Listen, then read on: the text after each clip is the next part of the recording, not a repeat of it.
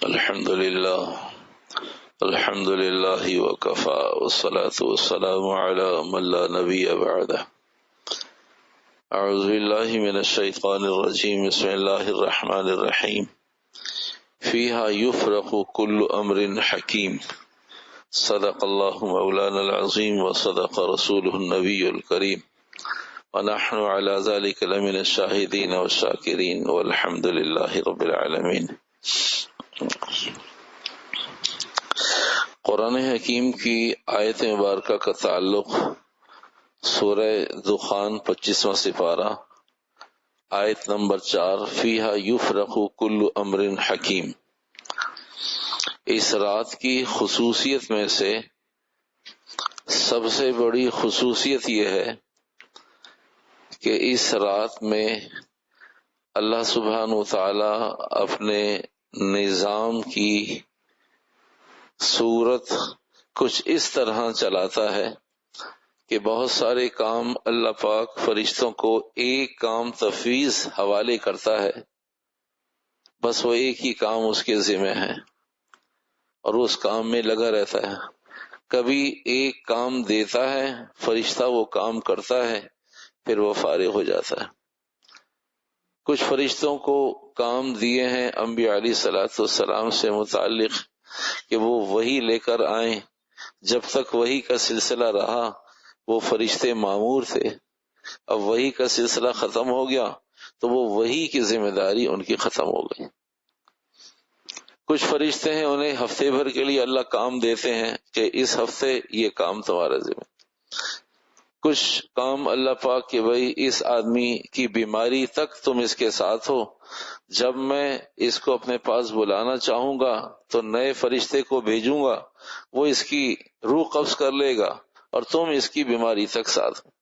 کچھ فرشتوں کو اللہ معمور کرتے ہیں کہ اس آدمی نے سفر کا ارادہ کیا ہے، سفر میں اس کے ساتھ ہو. اس فرشتے کو بھی نہیں معلوم کہ اس سفر میں اس کی موت آئے گی یا نہیں آئے گی، وہ اللہ کو معلوم ہے. سفر میں ساتھ ہو، اگر موت آ گئی تو نیا فرشتہ متوجہ ہوگا، وہ روح قبض کر کے لے جائے گا. اگر اس کی موت نہ آئی تو سفر پورا ہو جائے گا، فرشتہ اپنے کام سے لگ جائے گا، آدمی اپنے کام سے سفر پورا کر لے گا.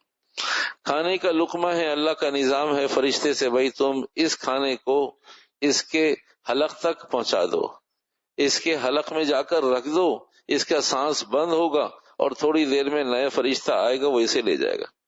یہ کھانا اس کی سانس کی نالی میں تھوڑا سا ڈال دو، یہ کھانا اس کو ہضم تک پہنچا دو، یہ لقمہ ہضم تک پہنچا دو، یہ لقمہ یہیں رکا رہے، یہ لقمہ اندر ہی، یہ پانی کا قطرہ، پانی کا ایک گھونٹ اندر ہی گھماتے رہو. اتنا گھماؤ کہ یہ سوج جائے، اتنا گھماؤ کہ یہ پھول جائے، اتنا گھماؤ کہ اس کے پیر سوائل کر جائیں اور لوگ سمجھ جائیں کہ یہ باہر نہیں نکل رہا. تو اللہ کا اپنا ایک نظام ہے، ہر عمل کے پیچھے، ہر عمل کے پیچھے، ہر فیصلے کے پیچھے کرتا خدا خود ہے، فرشتوں کے ذریعے اسے وجود دیتا ہے.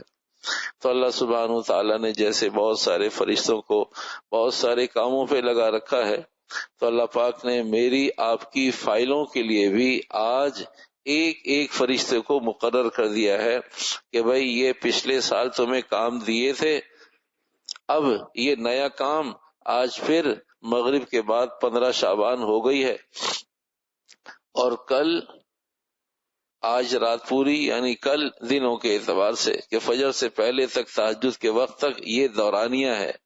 اس میں جس آدمی کا جو عمل بھی ہو وہ بھی دیکھو، لکھو، محفوظ کرو، اور اس موقع پر تمہارے یہ سارے کام ذمہ کیے جا رہے ہیں کہ اب 1 سال تک یہ کام اس نے کرنے ہیں. فرشتوں کو بھی نہیں معلوم تھا میری آپ کی فائلوں میں اب اگلے سال کیا آنے والا ہے، تو فرشتوں نے وہ فائلیں پڑھ لی ہیں. مغرب کی نماز کے بعد سے صبح تہجد تک وہ دیکھتے رہیں گے کہ بھائی یہ کام اس وقت میں اس آدمی کے ساتھ ہم نے یہ کرنے ہیں. تو یہ وہ بڑا مرکزی نقطہ ہے، یہ وہ بڑا کام ہے ہمارے آپ کے اعتبار سے. اللہ کے لیے تو سارے کام برابر، اللہ کے لیے نہ کوئی بڑا کام، نہ کوئی چھوٹا کام، نہ کوئی جلدی کا کام، نہ کوئی دیر کا کام، نہ کوئی مشکل کام، نہ کوئی آسان کام. ہمارے آپ کے اعتبار سے ایک بڑا کام تھا جو اللہ نے فرشتوں کے سپرد اور حوالے کیا ہے کہ بھئی آج نئی فائل ان کی تمہارے حوالے کر دی ہے، یہ سارے کام انہوں نے کرنے ہیں، لیکن فلاں فلاں کی فائلیں روک لو۔ وہ 7 لوگ ہیں، وہ ابھی عرض کیے دیتے ہیں۔ سب سے پہلے والدین کے نافرمان کی فائل کھلتی ہے کہ یہ تو ابھی بھی 1 سال ہو گیا، ابھی بھی نافرمان ہے، بند کرو واپس۔ شرک کرنے والی کی فائل دوبارہ بند، شراب پینے والے کی فائل دوبارہ بند، شلوار ٹخنے سے رکھنے والے مرد کی فائل دوبارہ بند، قتل کرنے والے کی فائل دوبارہ بند، قطع تعلق کرنے والی کی فائل دوبارہ بند، کینہ رکھنے والے کی فائل دوبارہ بند۔ یہ 7 لوگ ہیں۔ ایک روایت میں 8، ایک روایت میں 9، بہت ساری روایت میں بہت سارے لوگ گزرے ہیں۔ تو بس یہ 6-7 بنیادی لوگ ہیں۔ ایک روایت میں 7واں چغل خور، ادھر کی بات ادھر، ادھر کی بات ادھر، اس کو بھی خوش اس کو بھی خوش، اس سے بھی داد رسی اس سے بھی داد رسی، اس سے بھی تھپکی اس سے بھی تھپکی، کہ یہ 7واں 8واں آدمی وہ ہے۔ تو بعض اکثر روایات میں 7 لوگوں کا ذکر ہے۔ والدین کا نافرمان 1، شرک کرنے والا 2، شراب پینے والا 3، شلوار ٹخنے سے نیچے رکھنے والا 4، قتل کرنے والا 5، قطع تعلق کرنے والا 6، کینہ رکھنے والا 7۔ بعض روایات میں اور بھی چیزیں آتی ہیں، وہ ہیں سارے کبیرہ گناہ۔ تو پہلے میں صرف خلاصہ عرض کر دوں، پھر قدر تفصیل کے ساتھ جتنا وقت ہوگا ہمارے آپ کے پاس اسے دیکھ لیں گے۔ تو خلاصہ یہ ہے بھائی، 7 لوگوں کا جہاں ذکر ہے، یہ بنیادی اور مرکزی حدیث میں ان لوگوں کی فائلوں کے دوبارہ بند ہو جانے کا ذکر موجود ہے۔ بنو کلب کا نام آتا ہے کہ ان کے پاس بہت بکریاں تھیں، ان کے بکریوں کے جسموں پر بالوں کے بقدر اللہ پاک لوگوں کی مغفرت فرماتے ہیں، گویا کہ اللہ آج کی رات سب کی مغفرت کرے، گویا کہ آج کی رات اللہ پاک سب کی مغفرت کر دے۔ ان 7 لوگوں کی مغفرت کو واپس ہولڈ کر دیا جاتا ہے، فائلوں کو روک لیا جاتا ہے۔ کرنے کے کام کیا ہیں؟ جتنی اللہ پاک توفیق دے دے، چاہے تنہائی میں، گھر میں، مسجد میں، جہاں اللہ پاک توفیق دے، اللہ کو یاد کرنے کے لیے ہم رات کا کچھ حصہ تھوڑا سا فارغ کر لیں، نفل پڑھے، دعا کریں، دعائیں مانگیں، صدقات کریں، اللہ سے الہذاری کریں، ساری امت کے لیے، دنیا کے لیے، انسانوں کے لیے، نظام کے لیے، بڑوں کے لیے، چھوٹوں کے لیے دعا کے لیے اپنے آپ کو فارغ کریں، نفل پڑھیں، دعا کریں، دعاؤں سے تھک جائیں نفل پڑھ لیں، نفل پڑھیں پھر تھک جائیں دعا کر لیں، بیٹھ جائیں، کھڑے ہو جائیں۔ انفرادی عبادت ہے، انفرادی عبادت۔ اللہ پاک موقع دے، ہمت ہو تو قبرستان چلے جائیں، ایسے موقع پر کہ کوئی خرافات بھی نہ ہو، گناہ بھی نہ ہو، نافرمانی بھی نہ ہو، قبرستان جا کر اپنی موت کو یاد کر لیں کہ اللہ ہم سے پہلے یہ آ گئے ہیں، پتہ نہیں ہمارا وقت کب آ جائے، ہم ان کے لیے سال ثواب کے لیے آئیں، اللہ کوئی ہماری سال ثواب کے لیے آ جائے۔ اور اگر 13 اور 14 کا بھی روزہ رکھا ہو تو 15 کا بھی رکھ لیں۔ روزے کے اعتبار سے محرم الحرام میں 9 اور 10 یا 10 اور 11، وہاں 2 روزوں کا حکم ہے، وہی دین ہے۔ ایک روزے کو منع کیا، لیکن اگر کوئی آدمی ایک روزہ رکھ لے تو افطار نہ کرے، پورا کر لے۔ کسی آدمی نے 9 نہیں رکھا، 10 رکھا کہ 11 رکھوں گا، تو 11 نہیں رکھ سکا، صرف 10 رکھا۔ کسی آدمی نے 9 رکھا کہ 10 بھی رکھوں گا، 10 نہیں رکھ سکا، 9 رکھا۔ تو اگر 2 رکھنے 2 ہی چاہیے محرم الحرام میں، لیکن اگر 2 نہ ہو تو بھائی 1 رکھا 1 نہیں رکھ سکا، دانستہ تو نہیں کیا لیکن غلطی ہو گئی یا بھول گیا، یہ نہیں اٹھ سکا، تو 1 کو بھی پورا کر لے، لیکن رکھنے 2 ہی ہیں محرم الحرام میں۔ تو بھائی 15 شعبان کے 3 روزے ہیں، 13، 14، 15 کے۔ تو اگر ایک آدمی نے 1 رکھا، صرف 15 ہی رکھا، تو یہ پسندیدہ عمل نہیں ہے، لیکن توڑنے کا پھر بھی حکم نہیں ہے۔ ایک آدمی نے رکھا ہی 15 شعبان، اگلے دن کا کل کا روزہ رکھ لیا، 13 بھی نہیں رکھا، 14 بھی نہیں رکھا، 15 کا رکھ لیا۔ 13 بھی رکھنا چاہیے، 14 بھی رکھنا چاہیے، پھر 15 بھی رکھنا چاہیے، یہ ہے ترتیب۔ لیکن اگر کوئی آدمی 13 نہیں رکھا، 14 کو یاد آئے 14 رکھے، 15 رکھے۔ لیکن کوئی آدمی ایسا اسے معلوم نہیں تھا اس نے سمجھا صرف اس موقع پر ایک ہی روزہ رکھا جاتا ہے. اگر اس نے رکھ لیا اور رکھنے کے بعد اسے پتا چلا کہ میں نے تو 2 نہیں رکھے 13 اور 14، وہ بھی پورا کر لے، لیکن اگلے سال نیت کر لے کہ انشاءاللہ اس کے ساتھ 2 اور ملاؤں گا، 3، 13 اور 14، یعنی 13 اور 14 کا بھی ملاؤں گا اور 15 بھی رکھوں گا. تو ایسے شخص کے لیے، تینوں روزے رکھنے والے کے لیے 15 رکھنے کا کوئی حرج نہیں. لیکن دانستہ، جانتے بوجھتے، معلوم ہونے کے باوجود صرف 15 رکھتا ہے، رکھ تو لے لیکن خلاف سنت ہے، اسے پورا کر لے، توڑنے کی اجازت نہیں ہے. توڑنے کی اجازت نہیں ہے اس لیے کہہ رہے ہیں کہ کسی نے 27 رجب کا رکھا ہو تو اسے توڑنے کا حکم ہے. 15 شعبان کا اکیلا روزہ رکھ لیا ہے، معلوم نہیں تھا، پتہ چل گیا تو پورا کرے، توڑے نہیں، افطار نہ کرے. لیکن 27 رجب کا روزہ جان کے رکھا یا نہیں معلوم تھا، اب کسی نے بتا دیا کہ بھئی 27 کا روزہ کہیں سے ثابت نہیں ہے، کہیں حدیث میں ہے، کہا مجھے نہیں معلوم. جب معلوم نہیں ہے تو رکھتے کیوں ہو؟ کسی سے پوچھا کہ نہیں پوچھا نہیں. یہ کون سا دین ہے جو بغیر پوچھے رکھتا ہے آدمی؟ کہا یہ کہیں قرآن حدیث میں موجود ہے. کہا میں عالم تھوڑی ہوں، جب عالم نہیں ہو تو کیوں رکھتے ہو پھر؟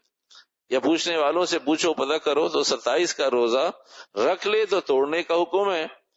15 شعبان کا روزہ رکھ لے غلطی سے اور نہ معلوم ہو یا معلوم ہو تب بھی افطار نہ کرے، پورا کر لے، روزے کو پورا کر لے. تو بھئی روزہ رکھنے کا 13 14 کے ساتھ 15 کا بھی روزہ رکھ لے. رات کو اللہ پاک عبادت کی توفیق دے، عبادت بھی کر لے، دعاؤں کا بھی اہتمام کرے، اللہ پاک صدقات کی توفیق دے. کوئی ایسی نیکی ضرور کرے جو آؤٹ آف روٹ ہو، کوئی ایسی بڑی نیکی اس رات میں ضرور، کوئی ایسی نیکی نہ ہو، نیکی کی نیت کر لے، بڑی نیکی کی نیت کرے کہ میں انشاءاللہ میری شادی نہیں ہوئی، شادی ہو جائے گی، میں اپنے بچے کو حافظ بناؤں گا. ایک ایسی بڑی نیت جو اس وقت فوری طور سے عمل درآمد نہیں ہو سکتا، لیکن کوئی بڑی نیت کر کے اللہ کو بتا دے کہ اللہ پاک تو نے مجھے پھر مہلت دی، پھر میری فائل کھلی، تو اللہ میں ایک بڑی نیت کرتا ہوں. اللہ میرے پاس مال تو نہیں، مجھے مال دے دے، میں حج کروں گا. اللہ میرے پاس مال تو نہیں، مجھے مال دے دے، میں تیرا گھر بنواؤں گا. کوئی بڑی نیت ایسی جو آج سے پہلے نیت نہ کی ہو اور ہو نہ سکتی ہو، جو آج کر سکتا ہو تو وہ ضرور نیت کرے کہ اس رات میں کوئی بڑی نیکی اللہ کے نظام میں اور اللہ کی کتاب میں، اور ہمیں فیہا یفرق کل امر حکیم کے حوالے سے فرشتوں کے ریکارڈ میں کوئی نئی چیز آ جائے. کبھی اس نے اتنی بڑی نیت کر لی ہے کہ اللہ میں تو روزے رکھتا نہیں تھا، اب پھر روزے قریب آ رہے ہیں، اللہ میں آج نیت کرتا ہوں کہ اب پورے روزے رکھوں گا. اللہ میں روزے تو رکھتا تھا اللہ، لیکن میں نے تراویح کو کبھی اہمیت ہی نہ دی. تو اللہ میں اس سال تراویح بھی پڑھوں گا. اللہ میں تراویح تو پڑھتا تھا، روزے بھی رکھتا تھا تراویح، لیکن میں آنکھوں کی حفاظت نہیں کرتا تھا، گناہ بھی کرتا رہتا تھا. روزہ اور گناہ، روزہ بدنظی، روزہ اور نافرمانی. اللہ اس سال میں روزہ بھی رکھوں گا، اللہ تراویح بھی پڑھوں گا. کوئی بڑی نیت، کوئی بڑا ارادہ جو پہلے ہمت نہ ہوتی ہو، اس کی ارادہ کرنے پر اللہ سبحانہ وتعالی بھرپور مدد اور نصرت فرمائیں گے. تو بھائی یہ وہ خلاصہ. اس کے علاوہ جتنے کام ہیں وہ سب نافرمانی کے کام، جتنے کام اس کے علاوہ ہیں عبادات. عرض کر دیا آپ سے، روزہ اگر 2 روزے بھی رکھے ہو تو بھی ٹھیک ہے، اگر ایک رکھا ہو تو بھی ٹھیک ہے، اور اگر صرف ایک ہی روزہ رکھتا ہو آدمی اور بعد میں پتہ چلے میں نے تو ایک ہی روزہ رکھا ہے، تب بھی افطار نہ کرے، روزہ پورا کر لے. آئندہ سال نیت کر لے کہ انشاءاللہ آئندہ سال میں نے 3 روزے 13 14 15 ایام البیس کے رکھنے ہیں، تاکہ اس میں 15 شعبان کا روزہ بھی شامل اور داخل ہو جائے گا. تو بھئی یہ ہے وہ خلاصہ مضمون. آپ علیہ الصلوۃ والسلام نے اس رات کے بارے میں جنت البقیع جانے کا اہتمام کیا. عائشہ بھی فکر مند پریشان، آپ علیہ السلام کہاں تشریف لے گئے؟ کہا جنت البقیع تشریف لے گئے ہیں. دعائیں کی، آپ علیہ السلام نے اہتمام کیا. تو بھئی میرے آپ کے کرنے کی چیزیں کیا ہیں؟ چند وہ چیزیں جو مجھے اور آپ کو شریعت مطہرہ نے اس موقع پر احکامات دیے ہیں. ساری قوم ایک عمل میں لگی ہوئی ہو، کوئی ایک آدمی پوچھے کہ بھئی ٹھیک ہے، غلط ہے، کرنا چاہیے نہیں کرنا چاہیے، تو ہم کیونکہ عادی ہیں کثرت کے، میجورٹی کے عادی ہیں، اسی سے متاثر، طاقت سے متاثر ہونے کے عادی ہیں، طاقت سے متاثر ہوتے، چیزوں سے متاثر ہوتے ہیں تو چیزوں کا تاثر، مادی دور میں مادی چیزوں سے متاثر ہوتے ہیں، اسی کا ہمارے دماغوں پر اس کا اثر موجود ہے. اب اللہ کی شان میرے بھائیوں، عرض و درخواست یہ ہے، پہلے ایک اصول سمجھ لیجئے. اصول یہ ہے جو خالص کا عادی ہوگا وہ آگے نکل جائے گا، جو خالص کا عادی ہوگا وہ آگے نکل جائے. صحابہ نے خالص کو تلاش کیا دین میں، وہ دین میں آگے نکل گئے. ہم نے دنیا میں خالص کو تلاش کیا، ہم دنیا میں آگے نکل گئے.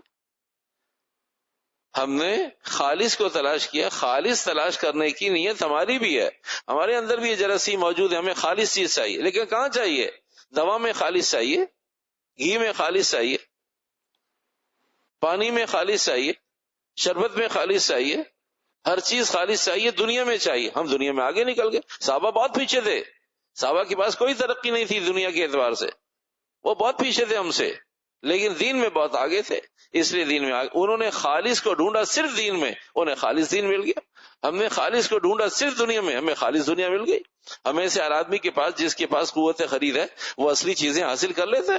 وہ خالص چیزیں حاصل کر، کھانے کی، پینے کی، پہننے کی، برتنے کی، چلانے کی، اڑانے کی، بھگانے کی، توڑنے کی، جینے کی، سب چیزیں قوت خرید ہونی چاہیے. آج بھی اصلی چیزیں موجود ہیں.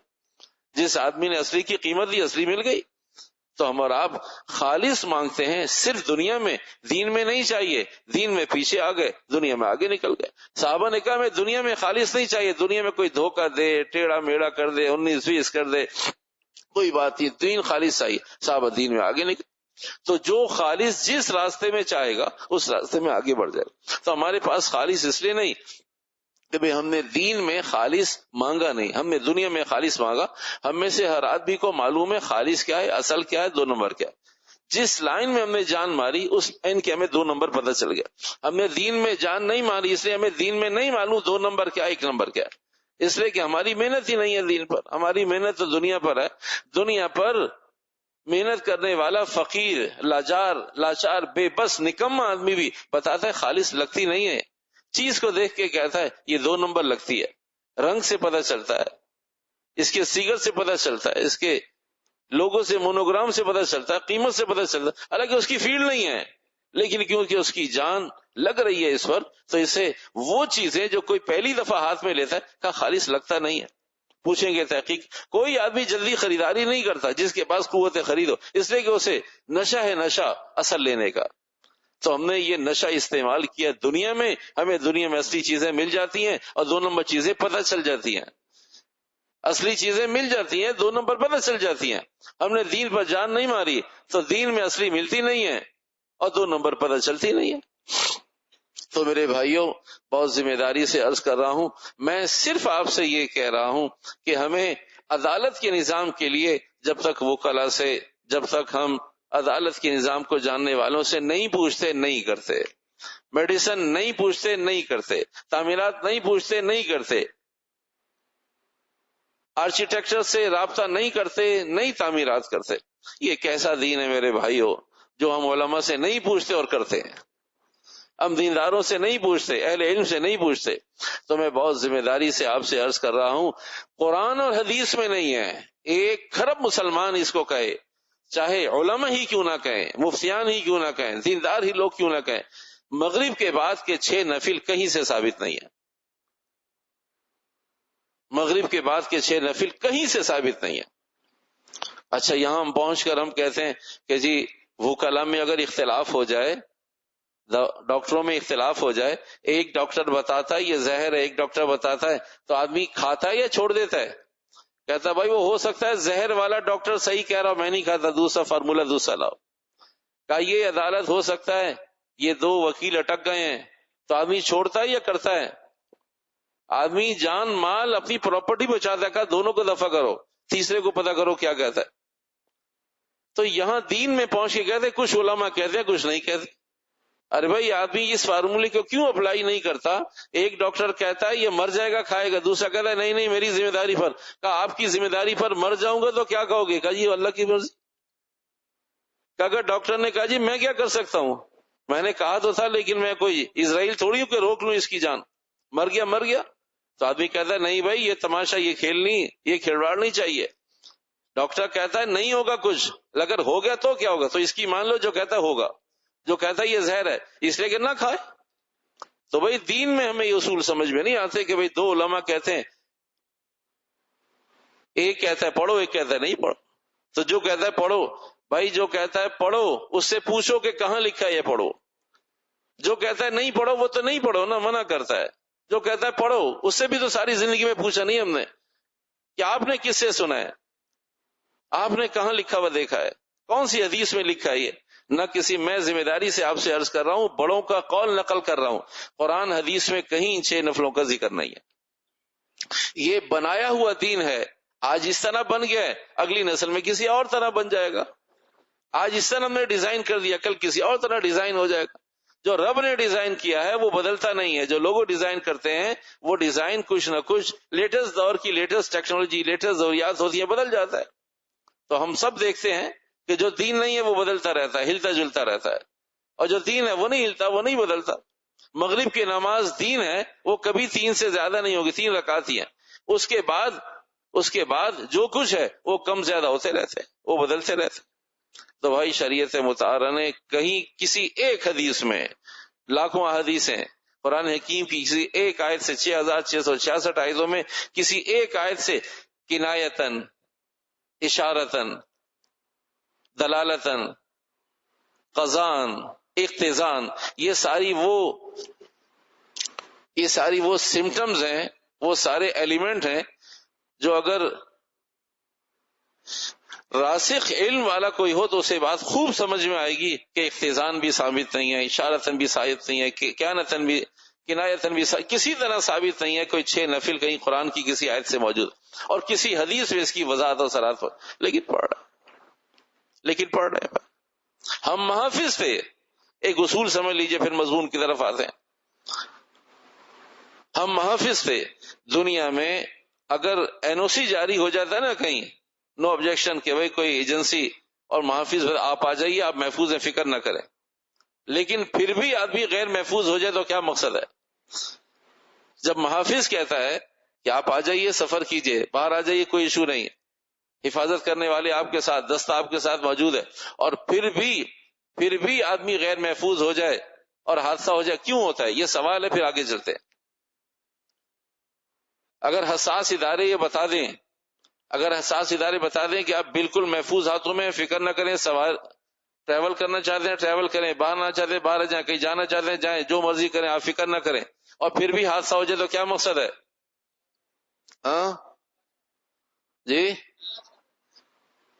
ہاں جی، اب آپ کا وقت ضائع نہیں کرتے، وہ محافظ ہی بے دین ہو جاتا ہے تو وہی فائر کر دیتا ہے۔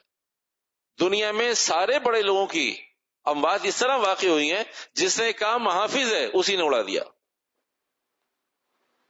جب محافظ بے ایمان ہو جائے تو پھر حفاظت کی شکلیں ختم ہو جاتی۔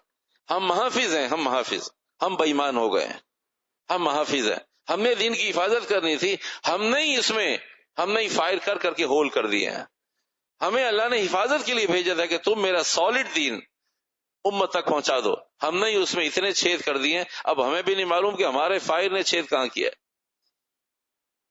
دنیا میں محافظ جب بے ایمان ہو جائے، جو کہتا ہے میں آپ کی حفاظت کروں آ جائیے، اسی پہ ٹرسٹ کیا تھا۔ دنیا میں 2 4 10 20 نہیں، سینکڑوں واقعات ایسے موجود ہیں، محافظ نے اڑا دیا، جس پر ٹرسٹ کیا تھا اس نے اڑا دیا۔ اللہ نے ہم پر ٹرسٹ کیا، ہم نے اس دین میں چھید کر دیا۔ اللہ نے کہا تم سالڈ دین دکھاؤ، تو ہم نے اس میں بہت ساری چیزیں رخن اندازی کر دی۔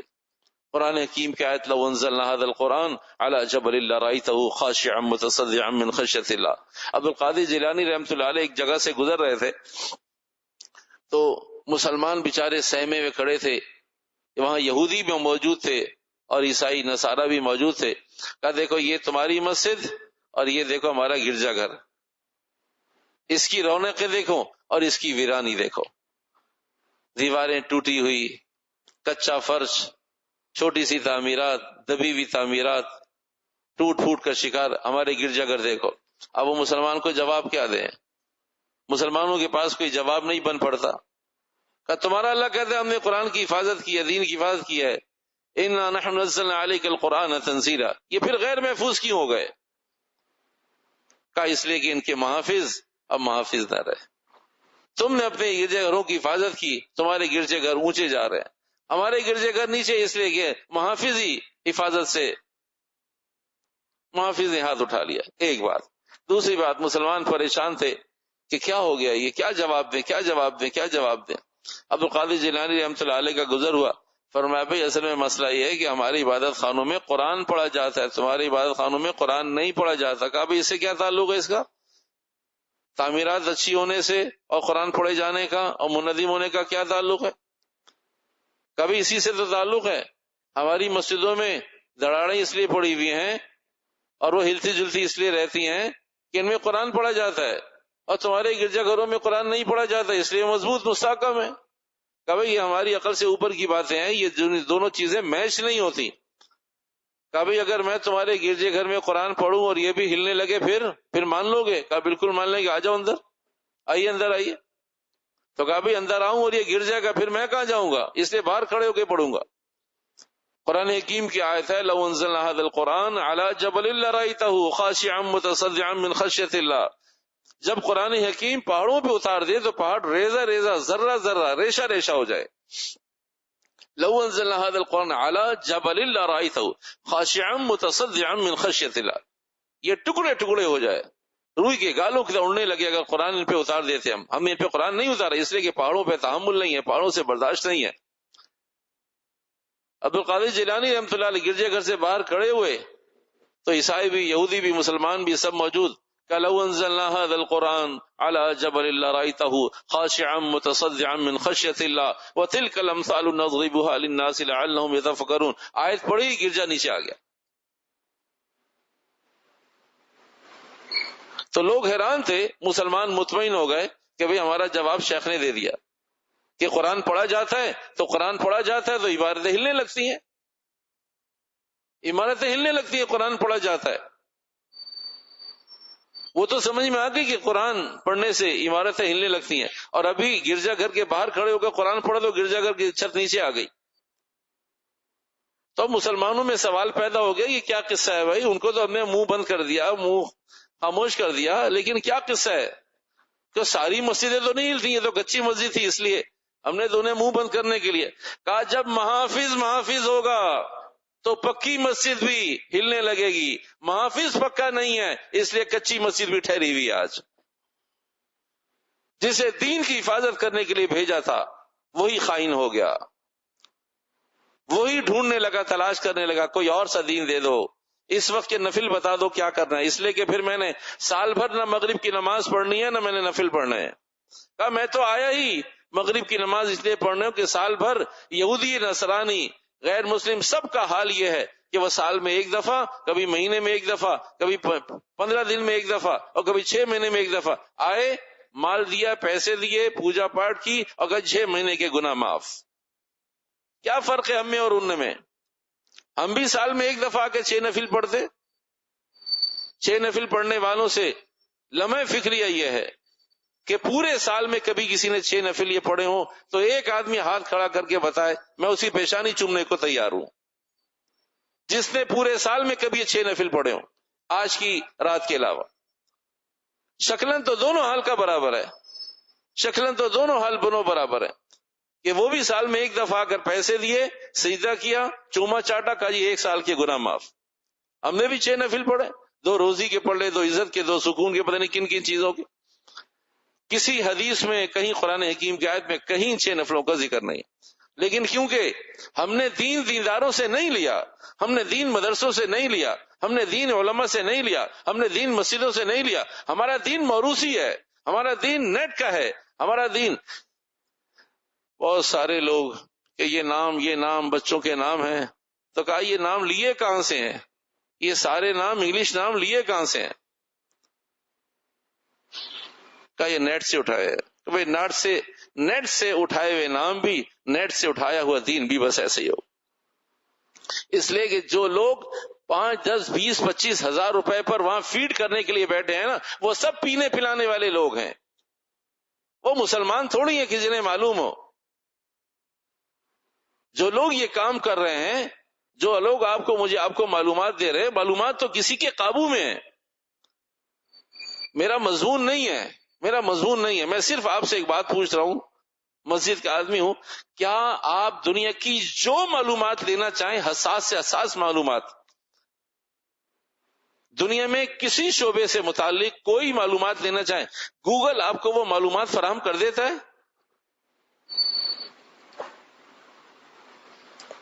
پھر دوبارہ سوال کرتے ہیں، دنیا کی کوئی حساس سے حساس معلومات، بہت ڈیپ میں جا کر ویری ویری سینسیٹیو کوئی معلومات آپ لینا چاہیں تو کیا گوگل آپ کو معلومات فراہم کر دیتا ہے؟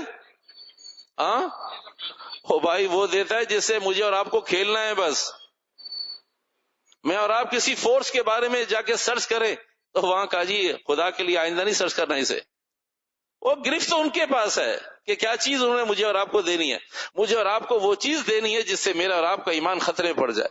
جو میری اور آپ کی آفیشیلی معلومات ہے وہ کبھی نہیں ملے گی آپ کو، اس لیے کہ گوگل تو خود کسی کے پاس محفوظ ہے.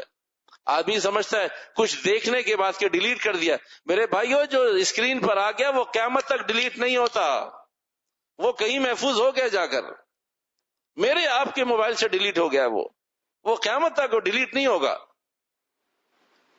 قیامت تک ڈیلیٹ نہیں ہوگا.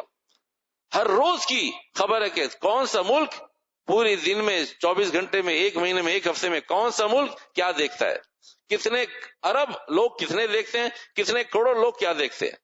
ساری چیزیں محفوظ ہے. یہ تو میں اور آپ اپنے آپ کو تسلی دے ڈیلیٹ کر دیا، ختم ہو گیا، بچوں کو پتہ نہ چلے ڈیلیٹ ہو گیا.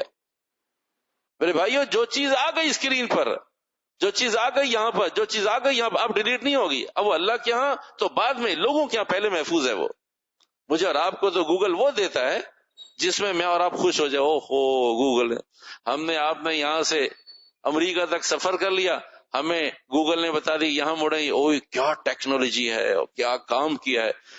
ایک ایک فٹ پر بتاتا ہے، 5 میٹر پہ بتاتا ہے یہاں مڑے اور یہاں مڑے. تو ہمیں اسی میں الجھا کے رکھ دیا کہ او ہو یہاں سے آپ جہاں مرضی چلے جائیں، آپ سرچ کریں اور پہنچ، ٹھک سے جا کر پہنچ جائے. تو ہم تھوڑی پہنچے ٹھک سے، وہ ٹھک سے پہنچے ہیں کہ آپ کہاں ہیں اس وقت. ہم تو بہت بعد میں پہنچے ہیں، وہ پہلے ٹھک سے پہنچے ہیں. تو میرے بھائیوں، خالص دین میری آپ کی حفاظت کرے گا، محافظ ہے. خالص دین کے علاوہ حفاظت نہیں ہے. آئیے مضمون کی طرف بات کو سمیٹتے ہیں. 7 لوگ ہیں، 7 لوگ ہیں. ایک ہے مضمون سننا، ایک ہے اس حدیث کو یاد کرنا. میں کوشش کرتا ہوں کہ 1 منٹ میں آپ کو وہ حدیث یاد آ جائے. 3 چیزوں کا تعلق شین سے، 3 چیزوں کا تعلق قاف اور کاف سے. ایک کا تعلق سب سے پہلے ٹاپ آف دا لسٹ، وہ ہے والدین. سب سے پہلے والدین، اس کے بعد 3 چیزوں کا تعلق شین سے، 3 چیزوں کا تعلق قاف سے اور کاف سے. 7 چیزیں پوری ہو گئی. تو ہم کس میں مبتلا ہیں، ہمیں کہاں توبہ کرنی ہے، بس یہ مضمون ہے، بات ختم کرتے. سب سے پہلے والدین، والدین کا نافرمان ایک. پھر اس کے بعد 3 چیزیں، شرک، شراب اور شلوار. شرک، شراب اور شلوار. شرک میں مبتلا، شراب میں مبتلا، شلوار کو نیچے رکھنے میں مبتلا. 4 چیزیں ہو گئی. سب سے پہلے والدین، 3 چیزیں، یہ ان کی فائلیں بند. شرک میں مبتلا، شراب میں مبتلا، شلوار ٹکنے سے نیچے، مرد کی، عورت کی نہیں، مرد کی. 4 چیزیں. 4 اور 3 7، مزید 3 چیزیں، قتل، قطع تعلق اور کینہ. قتل، قطع تعلق اور کینہ، 3 چیزیں، یہ 7 چیزیں. اگر یہ حدیث یاد رہے گی تو کہیں مجھے احساس ہوگا کہ میں 7 میں مبتلا ہوں، کسی ایک سے تو توبہ کر لوں آج کی رات. سب سے پہلے والدین، اس کے بعد 3 چیزیں شین کے ساتھ، شرک، شراب، شلوار. شرک، شلوار. اس کے بعد 3 چیزیں مزید، قتل، قطع تعلق اور کینہ. قتل، قطع تعلق اور کینہ، 7 چیزیں ہو گئی. اسے ہم شارٹ لسٹ کر لیتے ہیں. والدین کے نافرمان ابھی بات کرتے ہیں، اسے تھوڑی دیر کے لیے چھوڑ دیں، واپس آتے ہیں اس وقت. شرک اللہ کا احسان ہے، اس مالک کا احسان ہے، یہ کہہ سکتے ہیں کہ نہیں بھائی کوشش کرتے ہیں شرک نہ کریں. شراب اللہ تیرا احسان ہے کہ شراب نہیں پیتے. شلوار اسے چھوڑ دیجئے، اسے تھوڑی دیر کے لیے چھوڑ دیجئے. ایک کام والدین کی نافرمانی، ایک کام شلوار ٹکنے سے نیچے، اسے 2 کو چھوڑ دیجئے. قتل اللہ تیرا احسان ہے، قتل نہیں کرتے یا نہیں کیا. قطع تعلق اسے چھوڑ دیجئے. کینہ اسے تو پکڑ لیجئے، باقیوں کو چھوڑ دیجئے اور اسے تو پکڑ لیجئے. بھائی ان میں سے کتنی چیزیں ایسی ہیں میرے بھائیوں، قتل ہم نے قتل نہیں کیا، ہم سے قتل ہوا نہیں ورنہ کر دیتے. شرک کریں گے تو لوگ فتویٰ لگائیں گے اس کا نکاح ٹوٹ گیا ہے اس لیے نہیں کرتے ورنہ کر لیتے. شراب لوگ بھگا دیں گے خاندان سے ورنہ کچھ نہ کچھ کر لیتے. شلوار کو لوگ برا کہتے ہی نہیں نیچے کرنے کو اس لیے کام چل رہا ہے. قطع تعلق وہ بھی موجود ہے, ہر آدمی کا موجود ہے, ہر آدمی کا موجود ہے, ہر آدمی کا موجود ہے. قطع تعلق بھی موجود ہے, کینہ بھی موجود ہے. تو میرے بھائیوں, ہم ایک فیملی کے لوگ ہیں, ہم ایک دوسرے کے بھائی دوست ہیں, ہم ایک دوسرے سے تعلق رکھنے والے ہیں. بھائی ساری چیزیں تو قابو میں ہیں, کون سی چیز ایسی ہے جو ہمارے دامن میں نہیں ہے؟ ورنہ کتنی مرتبہ آدمی کا بلڈ پریشر ہائی ہوتا ہے, میرے بس میں ہوتا میں قتل کر دیتا, بس میں نہیں ہے اس لیے چھوڑ دیا, ورنہ اس لیے تھوڑی چھوڑا کہ میں نہیں کرنا چاہتا, کہا کرنا تو چاہتا ہوں, مجھے موقع مل جائے صحیح. اگر نظام نہ ہوتا, قانون نہ ہوتا اور میرے پاس اسلحہ ہوتا تو قتل کر دیتا. یعنی جذبات تو ہیں قتل کے. یہ تو رب کا انعام ہے کہ ہم پاکستان میں بیٹھے ہیں. اگر حرم میں یہ نیت کرے تو قاتل کہلائے گا. حرم میں گناہ کی نیت بھی گناہ ہے,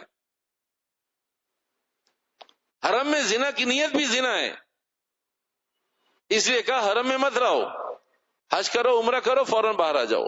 اس لیے کہ وہاں اگر 1 لاکھ کا اجر ہے تو 1 لاکھ کا گناہ بغیر کرے گناہ بھی ہے.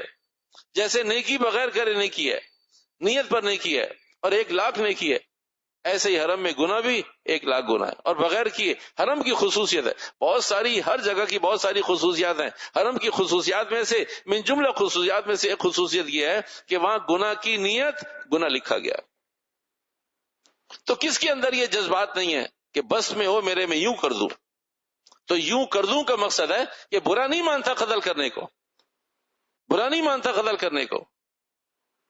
قتل کرنے کی طاقت اور قوت نہیں ہے, نظام نے پریشان کیا ہوا ہے. ہمارے ہاں لوگ ڈنکے کی چوٹ پر بوانگے دہل سر اٹھا کر مونچھوں کو تاؤ دے کر سگنل توڑتے ہیں. میں اور آپ پوری دنیا میں سگنل توڑ سکتے ہیں؟ جذبہ موجود ہے, جذبہ موجود ہے, نظام نے پریشان کیا. جہاں نظام نہیں ہے وہاں توڑ رہے ہیں.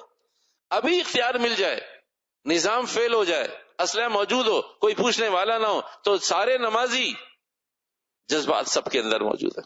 فلاں کو تو میں آنکھوں میں برداشت نہیں کر سکتا, اگر 10 دفعہ موقع ملے 10 دفعہ قتل کر دوں. اندر جذبات تو قتل کے چل رہے ہیں, اندر جذبات تو چل رہے ہیں. قتل کو برا تھوڑی جانا ہے, نظام کی وجہ سے پریشان ہے. شراب کو برا نہیں جانا, اگر لوگوں کو نہ پتہ چلے, اگر لوگوں کو پتہ نہ چلے.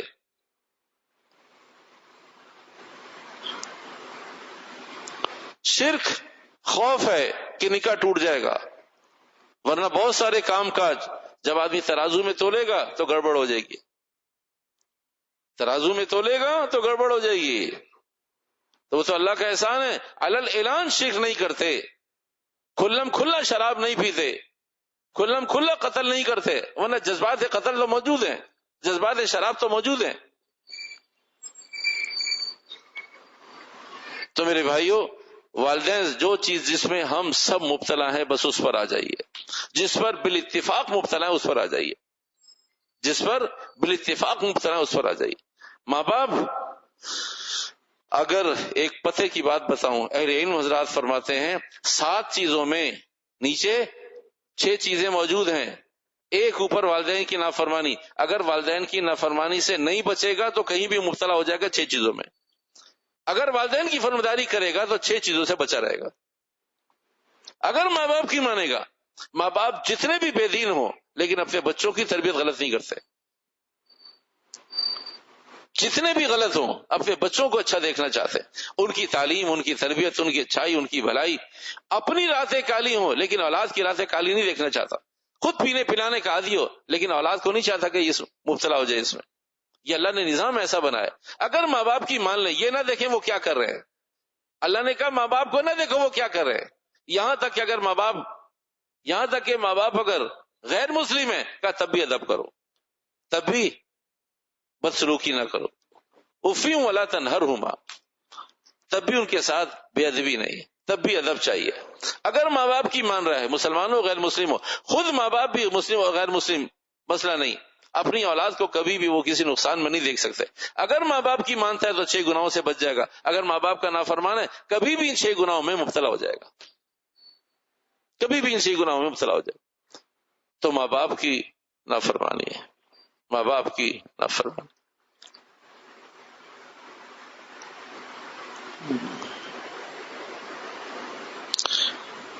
ملتان نشتر روڈ، نشتر ہاسپٹل.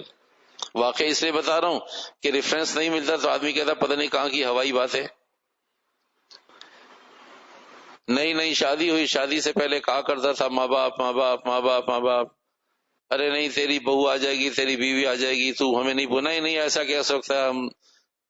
تو ماں سے کہہ کے شادی کر دو، میری شادی کر دو، آپ دیکھو گے میں آپ کا فرما بدار رہوں گا، آپ کر دو، بات مان لو. ماں نے، ماں تو ماں ہوتی ہے، شادی کر دی. اللہ کی شان، کچھ دنوں میں آہستہ آہستہ دھیرے دھیرے دھیرے دھیرے اس کنارے پہنچنے لگا. ایک وقت آ گیا ایسا کہ بیوی ماں بن گئی اور ماں بیوی بن گئی. ایک وقت ایسا آ گیا کہ بیوی سے پوچھتا تھا کہ ماں کے لیے کیا کیا جائے. سخت سوچتا ہوں اگر تیری خوشی اس میں ہو تو ڈانٹوں، تیری خوشی ہو تو ایک آدھ ہاتھ جڑ دوں. تو بیوی کی خوشیاں تلاش کرتا تھا. گاؤں کا زمانہ، ملتان کا واقعہ کتابوں میں اسی طرح لکھا ہوا ہے. تو ایک کچے گھر اور لکڑیوں کے گھر، لکڑیوں کے چولہے ہوا کرتے تھے کچے گھروں میں. تو شام کو آیا، بیوی نے بہت رونا دھونا کیا کہ تیری ماں یوں، تیری ماں یوں. ایک عرصے سے کہتی ہوں علیحدہ ہو جا، ماں کو چھوڑ دے، بوڑھی ماں ہے یہ ہمیں ہمارے لیے مسائل کرتی ہے. وہ جو آگ میں لکڑی جل رہی تھی وہی لکڑی اس شہ سوار نے اور بہادر شاہ نے اٹھائی اور اسی سے ماں کو مارا. اگلا جو کوئلے کا حصہ تھا وہ تو گر گیا جو جلا ہوا تھا. باقی لکڑی سے ماں کی تسلی سے، طبیعت سے بیوی کو خوش کرنے کے لیے کام کر دیا. اللہ کی شان، ماں پٹتی رہی اور یہ کہتی رہی بیٹا تو بھی دیکھ لے گا، بیٹا تجھے بھی آگے نظر آ جائے. کل شیء یعود الی اصلہ، چیزیں اصل کی طرف لوٹتی ہیں، بیٹا تو بھی دیکھ لے گا. وہ بھی بیوی کو خوش کرنے کے لیے جتنی اس میں ہمت تھی، کام ختم ہو گیا. کچھ عرصے کے بعد ماں چلی گئی. یہ نشتر ہاسپٹل کا واقعہ ہے. اس کا باپ، بیوی تو چلی گئی تھی، پھر اپنے بیٹے کو، بیٹا بیمار ہو گیا. یہ جو دورانیہ تھا یہ صرف 1 گھنٹے کا دورانیہ تھا. جب نوک چوک شروع ہوئی اور اس نے لکڑی نکالی چولہے میں سے اور وہ ماں کی پٹائی کی اور بات ختم ہونے تک 1 گھنٹے کا دورانیہ رہے. 4 سے 5 بجے کتاب میں لکھا ہوا ہے 1 گھنٹہ 4 سے 5 بجے. ماں کا انتقال ہو گیا، وہ چلی گئی. باپ لیے گھوم رہا ہے، میرے بچے کو پتہ نہیں کیا ہو گیا. باپ کو بھی معلوم ہے میرے بچے کو کیا ہو گیا، بیٹے کو بھی معلوم ہے مجھے کیا ہو گیا. اب ڈاکٹروں سے کیا کہیں. نشتر ہاسپٹل کی ریکارڈ میں یہ بات لکھی ہوئی ہے کہ ایک جوان ایسا ہمارے پاس آیا جس کے جسم پر 4 سے 5 بجے تک کالے دھبے پڑ جاتے ہیں. 5 بجے کے بعد وہ آہستہ آہستہ صاف ہونا شروع ہو جاتے ہیں. 4 بجے سے پہلے بھی نہیں ہوتے اور 5 بجے کے بعد بھی نہیں رہتے. وہ 4 سے 5 بجے تک اتنے سارے دھبے کہ اس کی شکل مسخ ہو جاتی ہے. تو جو ٹیسٹ کروا سکتے تھے، باپ بھی اپنے آپ کو دھوکہ دے رہا تھا، دیکھو میرے بچے کو کیا ہو گیا، بچہ بھی پریشان دیکھو. اور ڈاکٹر کا بھی ہمارے پاس کوئی ایسا دنیا کا ٹیسٹ نہیں ہے جو ہم نے کر لیا ہو کہ یہ سمجھ میں نہیں آتا کہ یہ کیسی بیماری ہے جو 4 سے 5 بجے آتی ہے، 5 بجے اس کے بعد نہیں ہوتی، 4 بجے سے پہلے نہیں ہوتی. بہت عرصے باپ نے جو کچھ جمع پونجی تھی سب لگا دی کہ کسی کو بتانا نہ پڑے کہ اتنا فرما بردار بچہ تھا میرا، کسی کو بتانا نہ پڑے کہ اس نے اپنی ماں کے ساتھ، میری بیوی کے ساتھ یہ حال کیا. جب پیسوں سے خالی ہو گیا کہ بھائی اب کچھ نہیں ہو سکتا، اب تو پیسے بھی نہیں رہے، پیسوں سے عیب بچاتا رہا، عیب چھپاتا رہا کہ بچے کو بھی معلوم تھا کیا ہو رہا ہے، باپ کو بھی معلوم تھا کیا ہو رہا ہے، بچے کو بھی معلوم اور باپ کو بھی معلوم، دونوں کو معلوم ہے کیا ہو رہا ہے. جب پیسوں سے خالی ہو گیا تو پھر اس باپ نے کہا ڈاکٹر سے کہ ڈاکٹر صاحب یہ بتائیے کہ کوئی حل ہو سکتا ہے. کبھی ڈاکٹر نہیں سمجھا کہ یہ کون سے حل کی بات کر رہا ہے، یہ کون سے حل کی بات کر رہا ہے. تو کہا کچھ ہو سکتا ہے تو بتائیے. کہا بھائی کر تو رہے ہیں اور کیسے کرے. ایک عرصے سے روزانہ پتہ نہیں کتنی دفعہ وہ ایڈمٹ ہو گیا ہاسپٹل میں. وہ 4 سے 5 بجے کا دورانیہ وہ اس پر ایک عذاب گرتا تھا. تو باپ نے کہا اگر ہو سکتا ہے کوئی انجیکٹ کیجئے, زہر کے انجیکشن لگائیے. کہا یہ آپ باپ ہیں؟ کہا میں باپ ہوں. کہا یہ آپ کہہ رہے؟ کہا یہ میں کہہ رہا ہوں. کہا کیوں؟ کہا اس لیے کہ یہ دنیا میں بیماری ٹھیک نہیں ہوگی. کہا آپ کو معلوم ہے؟ کہا مجھے معلوم. کہا تو آپ اتنے عرصے سے کیا کر رہے؟ آپ اتنے عرصے سے روزانہ جب ایڈمٹ ہوتا ہے ساری ہسٹری ہمارے سامنے اس کی. تو کہا اس نے ایک مرتبہ ساری زندگی میں اپنے ماں کے ساتھ یہ کیا ہے, اب قیامت تک اور قیامت کے بعد بھی یہ 4 سے 5 بجے ہوتا رہے گا. اس نے ایک مرتبہ ایسا کیا. کیا ماں کو تکلیف دینا کوئی شرک سے چھوٹا گناہ ہے؟ جس کے ہاں بیوی زیادہ اہم ہو, جس ماں نے 9 مہینے پیٹ میں رکھ کر جنا ہو, پھر 2 سال تک اس کی نگہداشت کی ہو, پھر 5 سال تک ہتھیلی کا چھالا بنا کر رکھا ہو, پھر 14 سال تک نگاہ میں رکھا ہو, پھر جوان ہونے تک اس کے لیے دعائیں کی ہوں اور شادی کے لیے بھاگ دوڑ کی ہو, اس ماں کی اہمیت اور افادیت ختم ہو جائے اور بیوی کی افادیت اور اہمیت آ جائے, کیا دنیا میں اس سے بڑا کوئی شرک ہو سکتا ہے؟ اس سے بڑا کوئی نشہ شراب کا ہو سکتا ہے؟ اس سے بڑا کوئی قتل ہو سکتا ہے؟ اس سے بڑا قطع تعلق کوئی ہو سکتا ہے؟ اس سے زیادہ کوئی کینہ پرور آدمی ہو سکتا ہے؟ کون سی چیز ایسی ہے جو اس گناہ سے چھوٹی ہو سکتی ہے؟ تو اگر والدین کی فرمانبرداری موجود ہے تو پھر سارے گناہوں سے حفاظت ہے. اگر والدین کی نافرمانی موجود ہے تو کچھ نہیں معلوم کون آدمی کس گناہ میں کس وقت مبتلا ہو جائے, کون آدمی کس گناہ میں کس وقت مبتلا ہو جائے. تو اس لیے والدین کی فرمانبرداری کو حدیث مبارکہ میں ہم نے بہت آسان لیا کہ والدین کی نافرمانی فائل بند. سب سے بڑا گناہ یہ ہے امت جس میں اور آپ مبتلا ہے. رسول کائنات علیہ السلام نے فرمایا کسی سے غلطی ہو گئی, اب وہ استغفار کرتا رہے, دعائیں کرتا رہے, اللہ سے معافی مانگتا رہے, صدقے دیتا رہے, نمازیں پڑھتا رہے, تو امید ہے کہ اس کے ماں باپ کی فرمانبردار اولاد میں اٹھا لیا جائے. راستہ ابھی بھی بند نہیں ہے. اگلی اور آخری بات عرض کر کے بات ختم کرتے ہیں. میرے بھائیو, یہ توبہ کی رات ہے. ہم سب کو اللہ نے ایک اور موقع دیا. ہمارے آپ کے متعلقین 10 معلومات آپ کو بھی ہیں, مجھے بھی ہیں کہ کتنے لوگ تھے آج ہمارے ساتھ نہیں ہیں. ہم سال بھر میں کتنے جنازے پڑھتے رہے. یہ بھی تو ہو سکتا تھا کہ ہمارا آپ کا بھی کوئی جنازہ پڑھ لیتا, آج ہمیں اور آپ کو کوئی یاد کر رہا ہوتا. ہمارا آپ کو کہا پچھلے سال مولوی صاحب تھے, اس سال مولوی صاحب نہیں ہے, فلاں صاحب مقتدی صاحب تھے, اس سال مقتدی صاحب نہیں ہے, فلاں صاحب پہلے نمازی صف اول کی نمازی تھے, اس سال نہیں ہے. ایسا ہو سکتا تھا, ایسا نہیں ہوا. اللہ کے علم میں ہم اب زندہ ہیں. تو اللہ نے ایک اور موقع عطا فرما دیا توبہ کا. ایک توبہ کا فارمولہ بتا رہا ہوں, اپنے لیے بتا رہا ہوں تاکہ اللہ پاک مجھے توفیق دے دے. دیکھو بھائی, جب آدمی توبہ کرتا ہے استغفر اللہ, 2 باتیں بتا رہا ہوں. پہلی بات تو یہ کہ ایک ہے توبہ اور ایک ہے استغفار. ایک ہے توبہ اور ایک ہے استغفار. آدمی کہتا ہے توبہ استغفار کرو, توبہ استغفار. توبہ علیحدہ چیز ہے, استغفار علیحدہ. استغفار کے معنی یہ ہے اللہ میں نے ابھی گناہ کیا معاف کر دے, لیکن نکل کے بھی کروں گا, ہاں وہ اس کے بارے میں کوئی معاہدہ نہیں. اسی استغفار کہتا اللہ ابھی کے گناہ کو معاف کر دے. میں نے نماز سے پہلے آیا, میں نے غلط جگہ پارک کر دی گاڑی, نماز سے پہلے آیا کسی کو گالی دے کر آیا, نماز سے پہلے آیا کسی کے ساتھ زیادتی کی, نماز سے پہلے آیا کسی کو ناراض کر کے, اللہ تو استغفار کرتا ہوں معاف کر دے. یہ تو ابھی کا گناہ معاف ہو گیا, لیکن آگے فیوچر میں اس کا کوئی معاہدہ نہیں. توبہ کہتے ہیں اللہ ابھی بھی معاف کر اور آئندہ بھی بچا لے. تو ہم استغفار پڑھتے ہیں, توبہ نہیں کرتے. اور جب توبہ کرتے ہیں تو توبہ کے سٹیٹس کیا ہوتا ہے؟ تو 2 باتوں میں سے پہلی بات ہو گئی کہ ایک ہے توبہ استغفار اور ایک ہے توبہ اور استغفار. توبہ کہتے ہیں کہ اللہ ابھی بھی معاف کر دے, اب نہیں کروں گا, اب نہیں کروں گا کو توبہ کہتے ہیں. اللہ ابھی معاف کر دے, بعد میں کرنا ہے مجھے, اسے استغفار کہتے ہیں. ابھی معاف کر دے, بعد میں اللہ میں نہیں چھوڑ سکتا, میرے بس میں نہیں ہے, میں نہیں کر سکتا اسے. تو ہم جب توبہ کرتے ہیں، پہلے یہ عرض کر دیا کہ توبہ کہتے ہی اسے ہیں، اگر آئندہ کے لیے چھوڑنے کی نیت نہیں کی تو وہ توبہ نہیں بنتی، وہ صرف استغفار بنتا ہے۔ ہم کرتے استغفار ہیں اور کہتے اسے توبہ ہے، ہم توبہ نہیں کرتے۔ اللہ کا نبی کہتا ہے وَإِن تَتَوَلَّوْا يَسْتَبْدِلْ قَوْمًا غَيْرَكُمْ ثُمَّ لَا يَكُونُوا أَمْثَالَكُمْ۔ اگر پوری قوم، یہ میں نہیں کہہ رہا، یہ اللہ کہہ رہا ہے، یہ اللہ رسول علیہ السلام فرما رہے ہیں، جس وقت تم نے پوری دنیا کے حالات بدلنے ہوں، میرے بھائیو یہ بہت چھوٹا منہ ہے، جو بات میں آپ سے کہنے جا رہا ہوں یہ بہت چھوٹا منہ ہے، یہ بہت چھوٹا منہ ہے۔ اللہ کی قسم میں اور آپ حالات بدلنا نہیں چاہتے، قسم رب کائنات کی، میں بھی اور آپ بھی حالات بدلنا نہیں چاہتے۔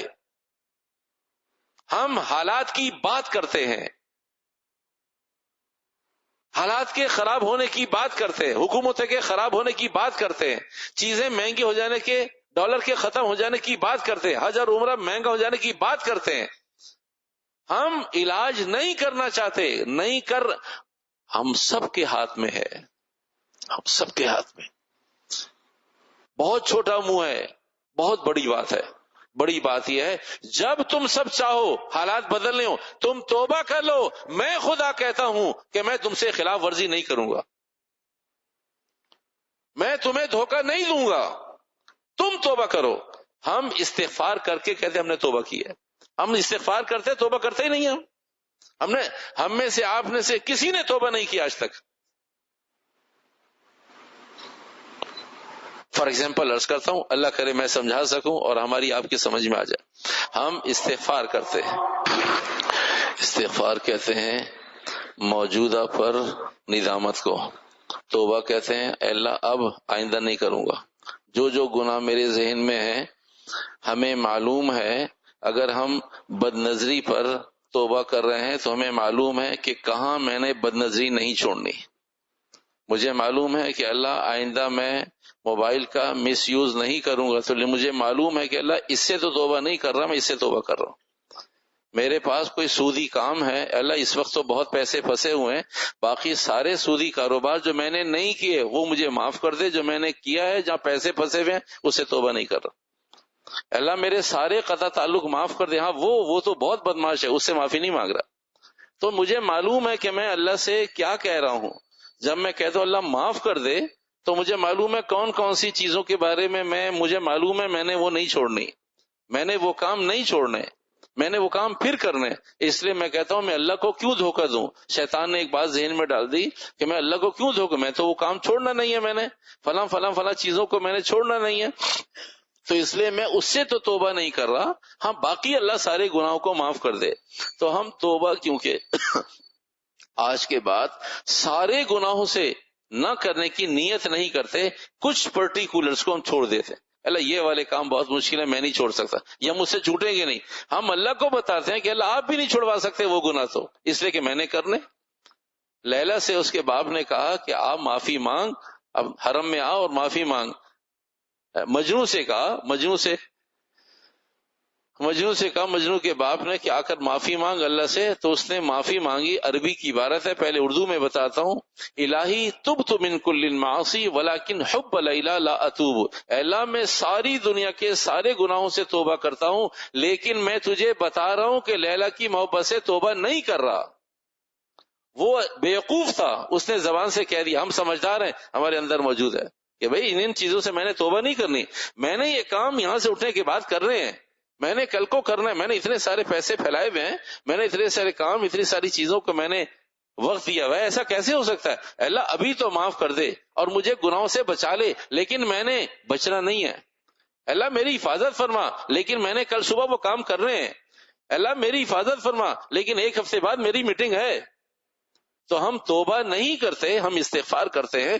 جب میں اور آپ، جس دن مجھے اور آپ کو یہ خیال ہو اور ہم سب طے کر لیں کہ اللہ حالات بدلنے چاہیے، اللہ نے حکمرانوں کے ہاتھ میں حالات نہیں رکھے، عوام کے حالات میں ہاتھ رکھے، عوام کے ہاتھوں میں حال رکھا ہے۔ عوام سب توبہ کر لیں کہ اللہ اب ہمیں سود نہیں لینا، اللہ اب ہمیں غیبت نہیں کرنی، اللہ ہمیں ماں باپ کو راضی کرنا، ناراض نہیں کرنا، اللہ ہمیں حق بولنا ہے، ناحق نہیں بولنا، اللہ میں کینہ نہیں رکھنا، غیبت نہیں کرنی، چغل خوری نہیں کرنی، ہمیں جھوٹ نہیں بولنا. عوام طے کر لے، اگر حکمران الٹے بھی لٹک جائیں اللہ کا وعدہ ہے وہ الٹے لٹکے رہیں گے، نظام ٹھیک رہے گا. یہاں پوری قوم الٹی لٹکی ہوئی ہے، چند حکمران سیدھے ہیں اس لیے کہ انہیں معلوم ہے کہ پوری قوم جھوٹ بول رہی ہے، پوری قوم دھوکہ دے رہی ہے، پوری قوم اللہ کو، رسول کو، سب کو، ہم سب مل کر دھوکہ دے رہے ہیں. اللہ کہتے ہیں بھائی تم زیادہ ہو، تم توبہ نہیں کرتے، تم تھوڑوں سے کہتے ہو کہ 62 آدمی توبہ کرے. تو 62 کی توبہ اپنی جگہ ہے، اور 2 کروڑ 5 کروڑ 20 کروڑ لوگوں کی توبہ اپنی جگہ ہے. تم توبہ نہیں کرتے، تم کہتے ہو وہ توبہ کرے، وہ تو 62 50 60 150 توبہ کریں گے، تم جو اربوں موجود ہو، تم کروڑوں موجود ہو، تم کب توبہ کرو گے؟ اللہ ہمارے توبہ کرنے سے کیا ہوتا ہے؟ اے میرے بندے توبہ کرنا چاہتا ہے اللہ، اصل میں ہم توبہ کرنا نہیں چاہتے. اللہ پاک عمل کی توفیق عطا فرمائے. باقی الحمدللہ.